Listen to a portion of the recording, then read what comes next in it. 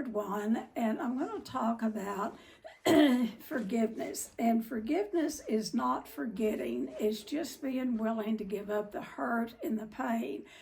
Because as the longer we hold on to it, the more it hurts us. And I am,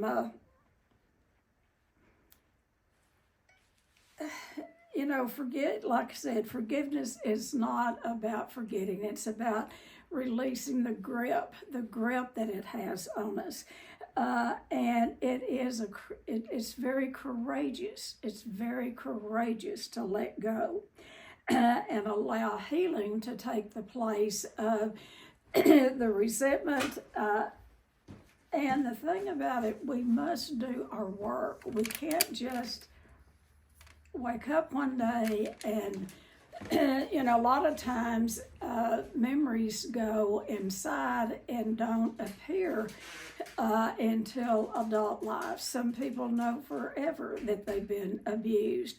But a lot of times people will be, after they have their first child, after they've had their first sexual experience, different things will bring up those memories because a lot of times the memories go dormant.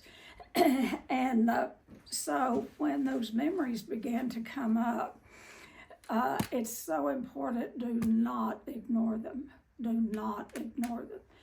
It is about doing the work. Talk therapy is good as far as getting your story straight. We can talk about it, and therapists can help us go back and get the story straight and really know and begin to own that you were abused, and people can stay talking about it until nothing changes. And if something doesn't change, nothing changes. So, the first one that I did, I talked about the different modalities that are available in working through sexual abuse. And it's all forms of including the mind, body, and soul. It's all of it together. And that's the reason we do the type of work that we do here, the releasing of the shame and anger reduction work. The issues live in our tissues. They live in the very tissues of our bodies. And if we don't begin to do the work, and a lot of times that will be, if a person doesn't have a full memory, a lot of times that will be when the memories will begin to come up, is when they begin to break down in stress-related illnesses. And if they go to really good, well-informed MD that will see if they have reoccurring stress-related illnesses, if they're really trained or studied or have the information, a really good MD will refer them to a therapist because it takes a team. It takes a team. And, doctors, unless they're psychiatrists, and most psychiatrists are not trained. Now, what a good what I'm saying, trained to identify, they can identify the abuse, and they do more talk therapy. And so it's really important to be referred to a trauma-informed therapist, a trauma-informed therapist that has studied, because that is beyond, this type of work is beyond what a master's degree offers. You get a lot in a master's degree, but you have in an LPC, a licensed professional counselor, but you have to go beyond that and get training on informed sexual abuse to really be effective in working with sexual abuse clients. So it's very courageous, the letting go, the allowing healing to replace the resentment, because all resentment is is refeeling, replaying it over and over and over in our minds. You know, I've said this many times, the definition of resentment is to refeel. The word sent comes from a Greek word, senteri, that means to feel. And re is a prefix that means to repeat. So all a resentment is to repeat the feeling, repeat the feeling, repeat the feeling. And that's what, you know, when we're allowing our abusers to live rent-free in our heads over and over, and we replay that scenario over and over and over until we become our own abusers. So at some point, it's about embracing freedom. Do you want freedom from the abuse? And choosing peace from that lingering bitterness, because well, I have got allergies this morning. I know it's not very ladylike to wipe my nose, but it's either that or it's just dripping. So anyway, it is about when we have revenge toward a person, and I'll tell you, it's hard not to. It is hard not to. My hat is off to every abuse survivor, and that includes myself. It is, you were abused, and if you were abused, it is very important to own it, own the abuse. And you know, once you own the abuse, it's very important to get it treated.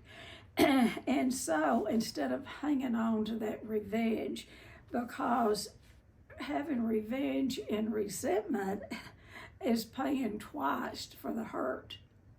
You pay for it twice. Not when you're hurt, when you're abused, and then when you let it live rent-free in your head and you think about it over and over and over and over and over. And then, you know, because then we pay double for it. And we call this having carried shame and carried guilt and carried pain. It is not our shame.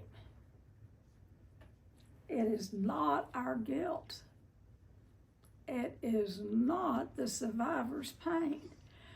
It is the perpetrator's, and the perpetrator puts it on the victim. The perpetrator, are you with me? They carry the shame, even the very acting out of whatever they've done. There's so much shame in that, and they put that shame on the victim, and the guilt, and the pain. And the survivor begins to pick it up and carry it and own it as if it's their own. And so the perpetrator is really shameless. They're shameless. They have no shame, or they wouldn't do it in the first place. And so that shamelessness is put on the victim. It is, and I can't say that enough. You're carrying the shame, the shamelessness of the perpetrator. And, you know, like I said, then that's a double whammy. Not only were you abused, but now you're carrying, you know, that person's shame because they are shameless. Okay, so can you get well without forgiveness? Absolutely. Absolutely, you can get well without forgiveness.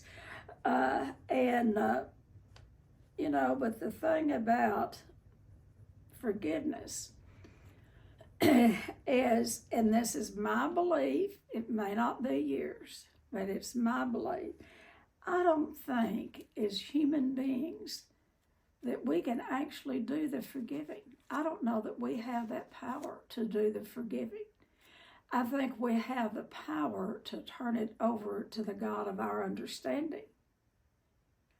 And then the God of our understanding is, I think, the perpetrator has got to ask for the forgiveness. This is mine. If that's not your belief, don't buy into it. But I don't think as human beings, particularly someone that has been severely sexually abused, and I'll tell you, severe sexual abuse is one time. One time with the child. One time. It doesn't have to be 10 times, 20 times. One time is enough severity for a child for that to be planted in their brain. And what that tells the child is, you're no damn good. Excuse my language. You're not worth anything. It was your fault to begin with, because the perpetrator will tell you it was your fault. Well, you were too cute. Well, you had blonde hair, or it was the way you dressed, or if you hadn't talked to me like that, if you hadn't tried to sit in my lap. I mean, the perpetrator tells the victim all sorts of lies. And as the victims of sexual abuse, we begin to believe that, and we take that on. So forgiveness, if you do go through a process of, and I have, but it took me years, 12 years, to work through the abuse from my father. Now, it didn't mean that I did sit in therapy every day. What I started with was 30 days treatment for my eating disorder. And I had a knowing about the abuse, but then I would make up things about, well, he thought I was my mother. He thought it wasn't his fault. I'd make up all sorts of things, because to really accept that a parent would do something to you, like, my mother did, my dad did, and that is overwhelming to own that. And then you go on the playground with other kids, or see them out, in the grocery store or something with parents, and you get that there's something missing. There's something missing. Or I would begin to think, are all of us abused? Is that normal? Abnormal becomes normal. So, the first time I really started treating the abuse was in 85, or I was really knew that I had to, because I went to treatment for my eating disorder, and that was really the vocal point that came up. I didn't have time to work on it, because I was there to work on my eating disorder. And so probably a year later, I went down to Florida and did a 10-day trauma program. 30-day trauma. And then during that 12 years, I would go do an 8-day up in South Dakota. Did several of them.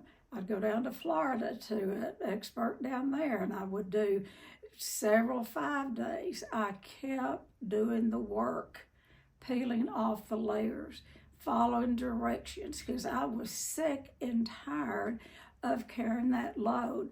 Because particularly with eating disorders, or any addiction, with eating disorders, every excess pound we carry around, or every pound that we are underweight, represents unresolved pain, shame, and anger. Think about that. That's what we're carrying around. And it shows up on our bodies. And one of the things with people that are overweight, and I did this, and it was, I got over my head as a child, and it was, my dad hated fat women. And on a subconscious level, I don't know that I was smart enough as a kid or whatever to say, I'm going to eat and get fat so he'll leave me alone. But that's what happened. I ate and I ate and I ate to ease the pain, and then I gained weight, and he started leaving me alone. So, all right. So when we, forgiveness, if like I said, in that 12 years, I have forgiven my dad. He's not going to live rent-free in my head anymore. And I have been able through the years and a lot of hard work to see the good in my dad. There is good in, now a lot of your books on sexual abuse will say there's no good in any of them, and that is so wrong. That is, again, my opinion. I don't think anyone is all bad or all good. And for me in my recovery, this may not be for you, I had to start looking for the good in my dad. And one of the things that I remember is every night he would crawl up under the bed and get my sister's shoes and my shoes, and he would polish them. And the next morning they'd be polished. Now, I don't know if that was out of guilt. I don't know what it was. But he would do things. And he wasn't all bad. I'm just going to start crying here thinking about it. And a lot of your, not a lot, but some books will say, don't let them off the hook. Don't let them off the hook. Well, I don't want to carry that the rest of my life. I've carried it the good part of my life, and it's not mine to carry. And so one of the best gifts that we can give ourselves is to let our abuser off of the hook. Now, does that mean forgiving them? I don't know for you. I don't know for you. It means to let them off the hook enough where you can look at yourself inward and do the work. I'll tell you, the victim has zero part in the abuse. So don't ever allow yourself to begin to take on any guilt of it. But we do, because we hear things that we take on the guilt. So, I've got the hiccups. So what it does, forgiveness doesn't let them off the hook, but what it does, it puts them in God's hands.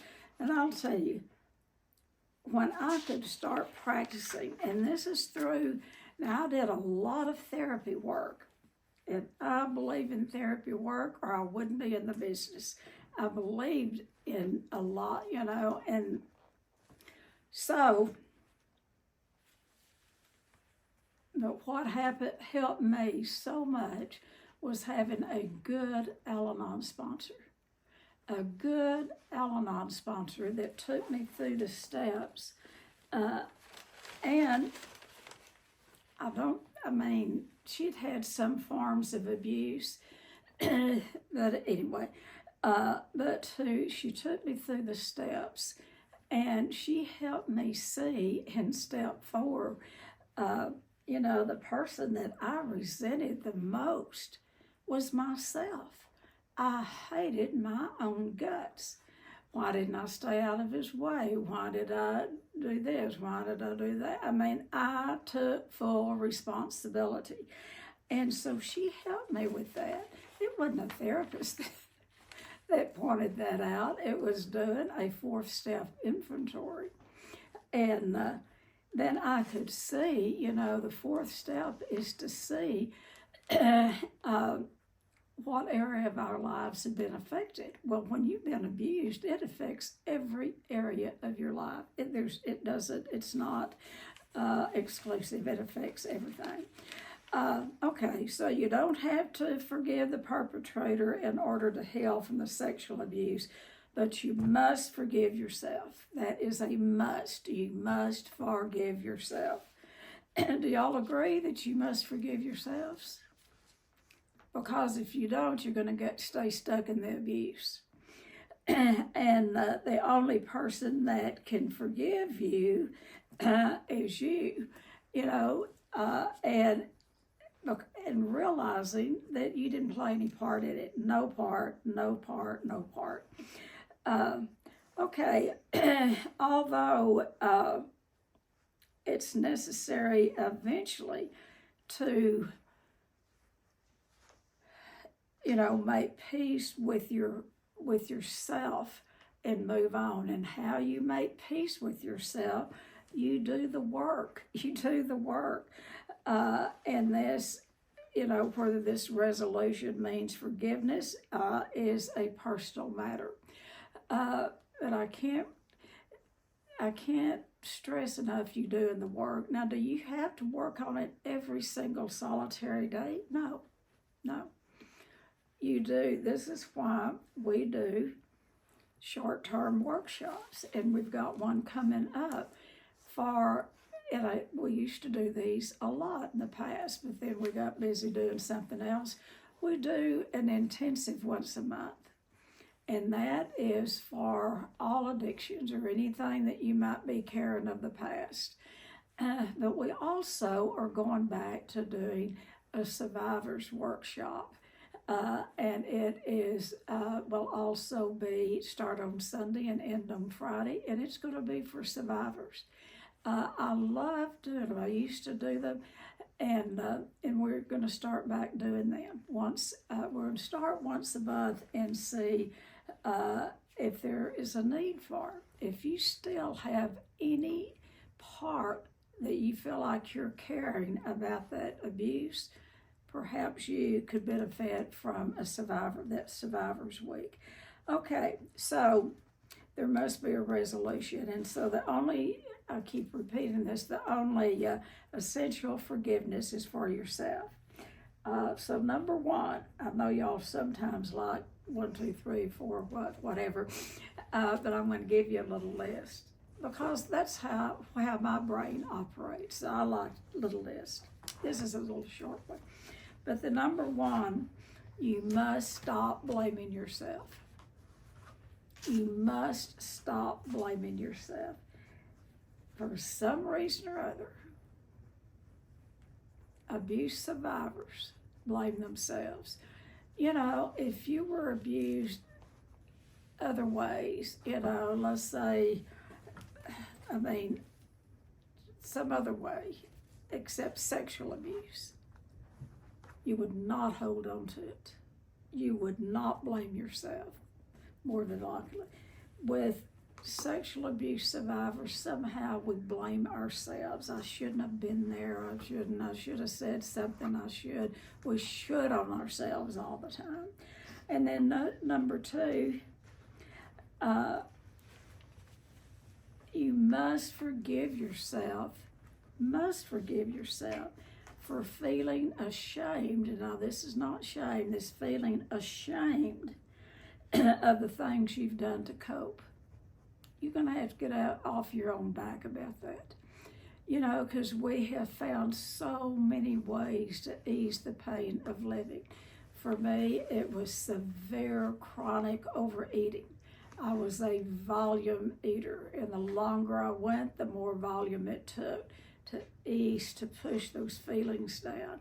And then when that didn't get the job done, and I'll tell you, you don't know that that's why you're doing it at the time. You don't know. You don't know up here. But the body knows. The body and the mind knows. And so overeating is a big way to try to push those feelings down. And you must forgive yourself about that. Get off your own back about it. I believe today, looking back, I believe my eating disorder saved my life until I could get some help. I literally think it saved my life. Why would I be have to stay mad at myself for doing something that literally saved my life? It got me out of a little bit of pain. It was soothing to me. Food, they say, is the closest thing to mother's love. When it goes down, it can ease the pain for a while. So if you're a compulsive overeater, get off your own back. Forgive yourself for that. And how you forgive yourself for that, you start taking care of the body you have today. You stop overfeeding it. And when you stop overfeeding it, then the pain will come up of the things that you need to work on. And that will present you a way to work on the problem without food being the solution. And then the compulsive overeating didn't work as well, and so I went into bulimia. And for bulimics, that is getting rid of that food any way you can And it's the release that we get of getting rid of the food. It gives us that, like the big book of Alcoholics Anonymous talks about, giving us the sense of ease and comfort.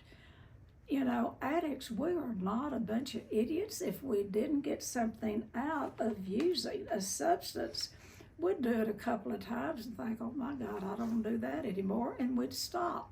But it helps us, particularly survivors. It helps us to survive the moment. So, you know, give that little inner child, that little inner teenager, that little young adult, you know, give them some love and thank them for using whatever they had to use to ease the pain, to get by, even when the abuse was going on. Because children are smart. They're smart. They may not have the intellect of knowing what to do, but they, on a certain level, I was pretty smart that I could use food the way my mother used alcohol and drugs to ease the pain. So, for alcoholics, get off your own back. Many alcoholics, particularly women, I'll tell you, there are men that have been sexually abused, and I do not want to exclude them. And those that have had sexual abuse, men and women, have used the drug alcohol. And if it worked, I mean, we kept using it. I mean, that was another thing that I found that would ease the pain of living. Work was one of mine. Work was a biggie. Work was a biggie for me, because I was, I guess, 45 when I really started, 45 when I really started working on the sexual abuse. So it's never too late. Well, 45 is pretty young from my vantage point today. I wish I was 45. No, I don't. I love being where I am. Okay. The only person that number 2, forgive yourself for anything that you have done, for feeling ashamed of those coping mechanisms that you've used. You know, a lot of times, and listen with critical ears when you're hearing this. Some people, now I just want you to hear, everything is my opinion. You got it? I think a lot of people can hide out in therapist office and keep talking about the same problem, and honestly, we get something out of it. And if that therapist keeps you there for, years, and there's been no movement toward some resolution to the abuse, you have been abused again. And they need to make a referral out. They need to get you with someone that is trained to treat the trauma, and then let that trauma therapist refer you back to your therapist, because you're going to need that to continue to process after you've worked on the trauma. It's not one and done, folks. So anyway, forgive yourself for waiting so long to get help. And another thing is forgive yourself for cutting many of the abusers, people that have been abused. They're cutters, and they don't cut. I've never worked with one yet that actually had the motive to kill themselves when they cut. The motive was to feel. And when you cut, and I'm not going to go into it because I don't want to teach anyone on here how to do it, but it was the release. And when they would see the blood, they would get a sharp, and then just that feeling of cutting, it's just like they could actually feel. And so cutting is a big deal in abuse survivors. And, I didn't cut, but I would pick my fingernails, and by the way, I'm missing a this fingernail. I have one fingernail that's a false fingernail, and it fell off this morning. And for some reason or other, I guess I needed that reminder. This little fingernail is just really short, but I would bite my fingernails down half of that, and they would bleed and they would get infected. And that's self-abuse. So you can do self-abuse different ways: biting your nails, picking at your fingers, picking scabs off, and then you have other scabs and you pick them off, and there's that release. Forgive yourself for doing all of that and stop doing it, cutting, and then, forgive yourself. Now let me see what else I've got here. Attempting suicide. Now, again, I just want you to listen. This is me. It's not out of any therapy book. I had 9 serious attempts at suicide from the time I was 8 years old until I was an adult. And then I would threaten. I wouldn't threaten to other people. I'd threaten to myself.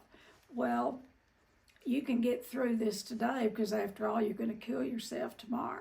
I believe suicide ideation, when it came to the sexual abuse, I think it kept me alive.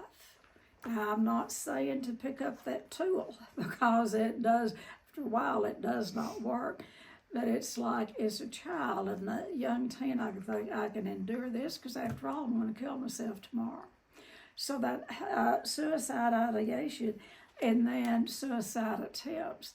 What I wanted was, can't anybody see I am hurting over here? I am dying. I am bleeding from my heart from the inside out. Can't anyone see? And so it's that outward cry for help. And majority of, if you're around somebody, if you know someone that has had several suicide attempts or have threatened it, you can almost take it to the bank that they're dealing or maybe haven't dealt with and haven't resolved any form of childhood abuse. Particularly what we're talking about today is particularly sexual abuse. I'm not discounting the other types of abuse, but I'm talking about sexual abuse now because that is the granddad of all abuse. And I'm not, discounting abandonment, neglect, any of that. But I'm talking about sexual abuse, all right, today, because it is a different animal altogether. All right, so then another thing that we've already talked about, addiction, and then another thing, abusers, people that have been abused must forgive themselves is for enjoying the feeling. I don't think we talk enough about that because a lot of times a child, that may be the only attention they get. And as it awakens the body up, there is nothing any more sexual than a child. They have sexual feelings. And then when they're sexually abused, they begin to wake up, their body begins to wake up, and they have feelings, good feelings about it, and then they hate themselves for it.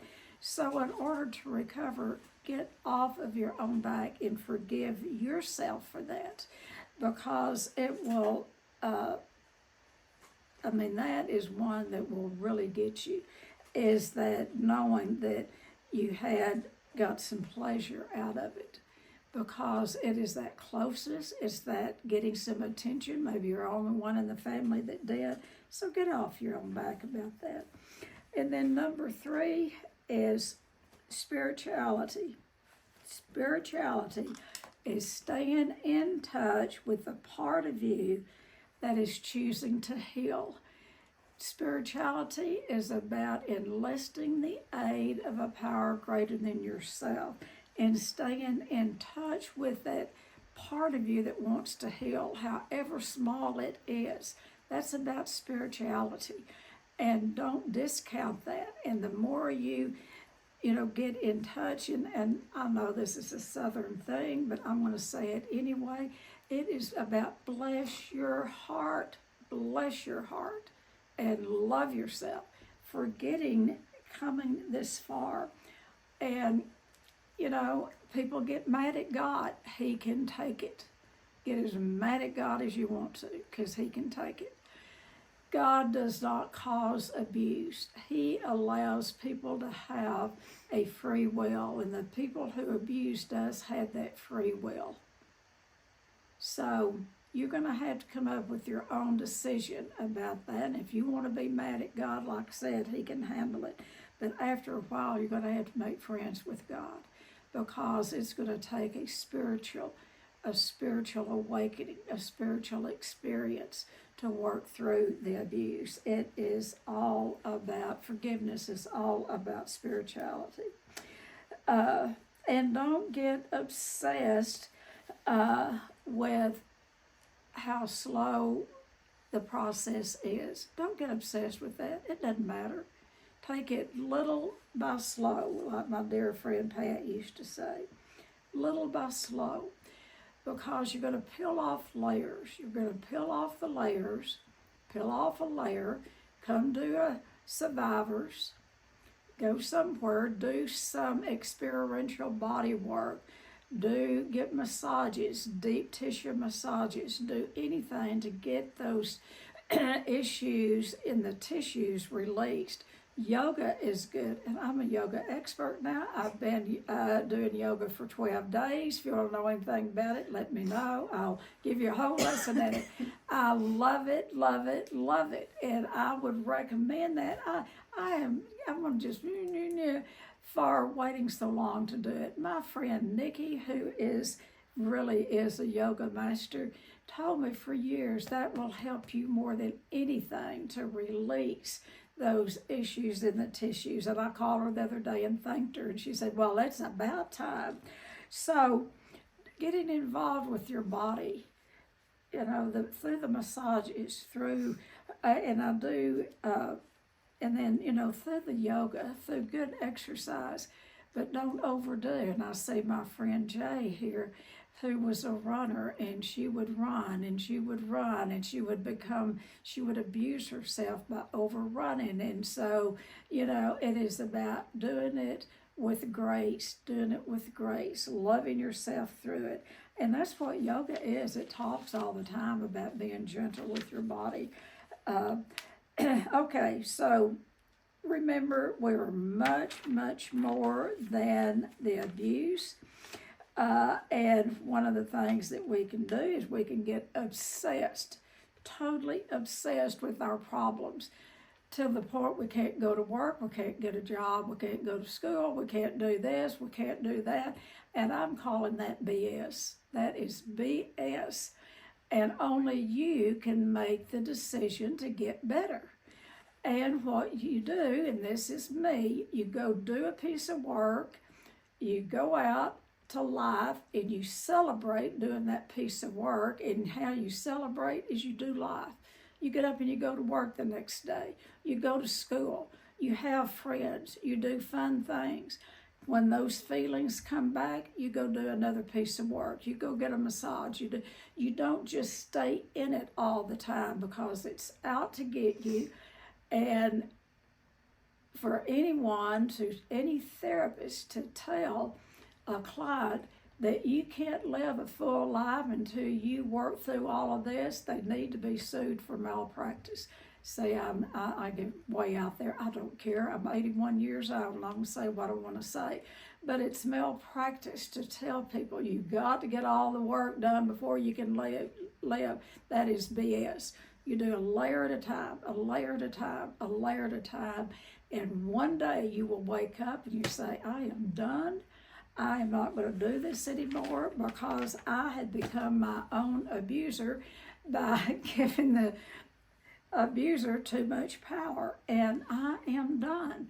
And I am going to let go and let God. And when you let go, what that means is you're going to let go and let God heal you. And you're going to do the work, and He blesses the effort. It works in partnership. He could zap you well. He's got that power, or the God that I believe in. But we do the work. We do the footwork. He blesses the effort.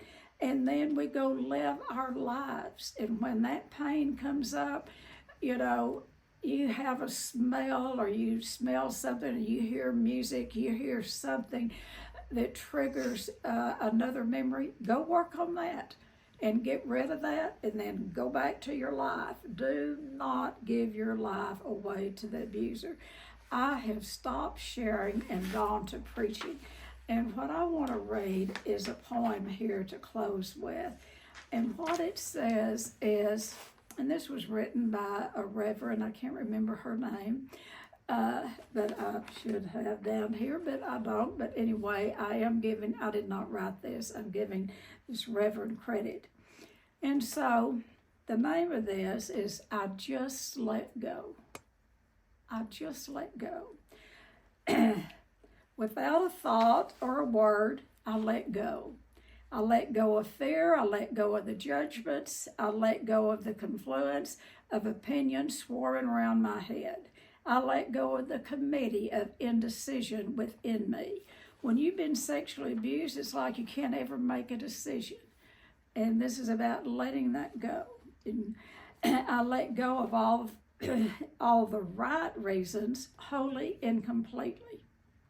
Without hesitation or worry, I just let go. You don't have to have a reason to let go. You just let go. I didn't ask anyone's advice. I didn't read a book on how to let go. I didn't search the scriptures. I just let go. I let go of all the memories that held me back. I let go of all the anxiety that kept me from moving forward. I let go of the planning and all the calculations about how to just do it right. I didn't promise to let go. I didn't journal about it. I didn't write the projected date on my calendar. I made no public announcement, and I put no ad in the paper. I didn't check the weather report or read my daily horoscope. I just let go. I didn't analyze whether I should let go. I didn't call my friends to discuss the matter. I didn't do a 5-step spiritual mind treatment. I didn't call the prayer line. I didn't utter one word. I just let go. No one was around when it happened. There was no applause or congratulations. No one thanked me or praised me. No one noticed a thing. Like a leaf falling from a tree, I just let go. There was no effort. There was no struggle. It wasn't good and it wasn't bad. It was what it was, and it is just that. In the space of letting go, I let it all be. A small smile came over my face. A light breeze blew through me, and the sun and the moon shone forevermore. When I read that, I realized that is what I had done. Now, you don't do this before doing the work, before the work precedes it. And then one day you get to, I just let go. All righty, that's what I have. What do y'all have?